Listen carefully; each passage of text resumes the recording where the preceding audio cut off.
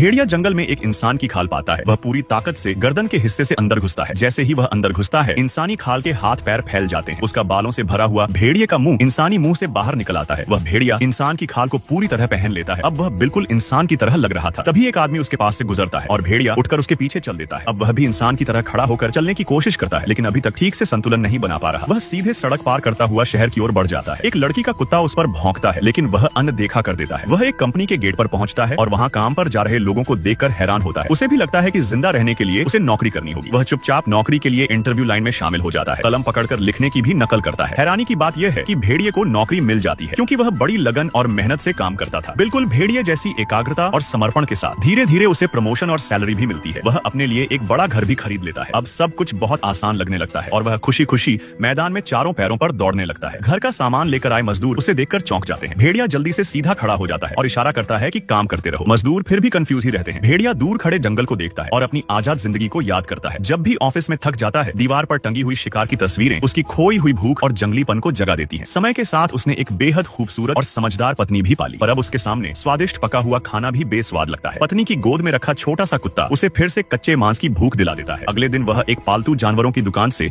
एक बिल्ली खरीद लाता है। उसे घर के गैरेज में छिपा देता है। अब वह बिल्ली को देखकर बहुत उत्साहित होता है और खाने ही वाला होता है। तभी उसकी बेटी गैरेज का दरवाजा खोल देती है। वह अपनी असलियत बेटी को नहीं दिखा सकता था। इतने समय से खुद को दबाए रखने से वह अंदर से टूटने लगता है। दीवार पर टंगे शिकार और टेबल पर पड़ा स्टेपलर, ये सब उसे उकसाते हैं। एक रात टीवी पर भेड़ियों को मांस खाते हुए देखकर और बेटी की गोद में बैठे जानवर को देखकर वह अपनी पत्नी से कहता है, मैं अब खुद को रोक नहीं सकता। लेकिन पत्नी उसकी बात को नहीं समझ पाती। अब उसकी भेड़िया प्रवृत्ति पर नियंत्रण नामुमकिन हो गया था। अगले दिन कंपनी की मीटिंग में उसे फाइलों में मांस दिखाई देता है। स्लाइड शो में भेड़िया मांस खाते नजर आता है। अब वह अपने सहकर्मी की गर्दन को देखकर खुद को नहीं रोक पाता। वह टेबल पर चढ़कर उस पर झपट पड़ता है। सारे लोग डर से चौंक जाते हैं। अब जाकर सबको पता चलता है कि यह तो इंसान की खाल पहने एक भेड़िया था। लोग उसके पीछे पड़ जाते हैं, उसे मारते हैं। भेड़िया डर कर अपने घर भाग जाता है, लेकिन उसका असली रूप देखकर उसकी पत्नी और बेटी डर जाती है। भेड़िया पूरी ताकत से इंसान की खाल उतार देता है, अपनी सच्चाई दिखाता है। वह चाहता है कि उसके परिवार वाले उसे समझें, उसे अपनाएं, लेकिन पत्नी उसे घर से निकाल देती है। भेड़िया फिर भागता है। पीछे अब भी इंसान दौड़ रहे हैं। वह पुराने जंगल की ओर भागता है, लेकिन वहां अब इंसानी बस्ती बन चुकी थी। वह सड़क के बीच खड़ा हो जाता है। तभी एक गाड़ी आकर उसे कुचल देती है। लोग उसकी लाश को देखकर संतुष्ट होकर चले जाते हैं। कुछ देर में दो सफाई कर्मी आते हैं और भेड़िए की लाश को प्लास्टिक बैग में डालकर नाले में फेंक देते हैं, जैसे वह कोई कचरा हो।